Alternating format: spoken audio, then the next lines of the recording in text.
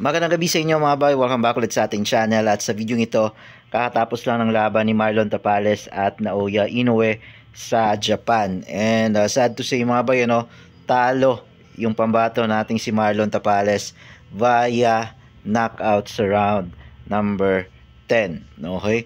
So actually dalawang beses na tumba, natumba sa round 4 si Tapales, and then isa yung last knockdown niya hanggang na knockout sa stoppage round 9. Okay, so dahil sa pagkapanalong ito ni Naoya Inoue mga bay, siya yung pangalawang boxer sa men's division na nagkaroon ng unified champion belt sa loob ng 2 division mga bay, sinundan niya si Terence Crawford.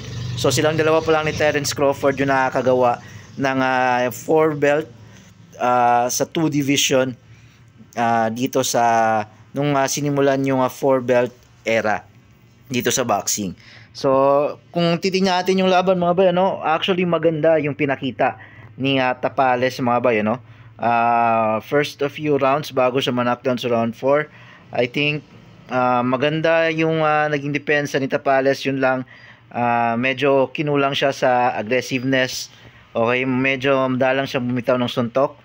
And isa pa sa naging diferensya talaga mga bay is yung punching power. Sobrang layo ng punching power ni Naoya Inoue kay Marlon Tapales mga bay. Actually nakakatama naman ng malinis na mga suntok itong si Tapales mga bay, kaya lang kulang lang talaga siya sa punching power. Okay, nung akala ko nga matatapos na nung na-knockdown siya sa round 4, pero round 6 bumawi itong si Tapales mga bay, naka-recover siya.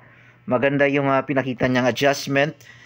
Doon nagsimulang natamaan ng ilang mga suntok itong si Naoya Inoue.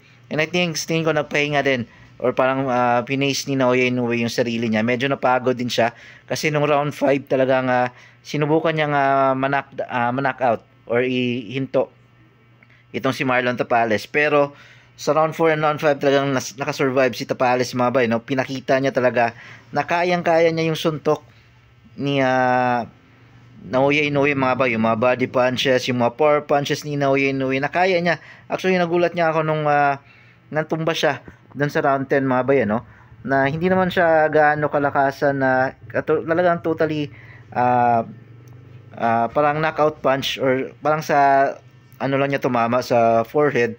So medyo nagulat ako doon, and then na-knockdown siya. So, hindi naman ganoon ka power punch yung naglanding kay Tapales, and then wala, pero parang tinamaan yata siya dito sa may sentro talaga ng noo, which is talaga na-drogy talaga siya. And then ayun na nga, doon na natalo si Tapales. Pero nevertheless, sobrang ganda ng pinakita ni Tapales mga bay. Hindi ka may expect na ganun siya katibay. Pinakita niya talaga yung pusong palaban niya dito sa laban na to. So yun lang mga bay, congrats kay Naoya Inoue, at congrats din, saludo pa rin kay Marlon Tapales. Maraming salamat sa panonood.